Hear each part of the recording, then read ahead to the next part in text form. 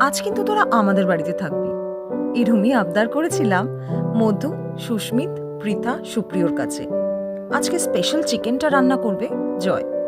সঙ্গে আমি বানিয়েছিলাম ভেজ ডাল, ছানার ডালনা, জয়ের বানানো চিকেন, চাটনি, আর হ্যাঁ, মধু বানিয়ে এনেছিল শিম বাটা।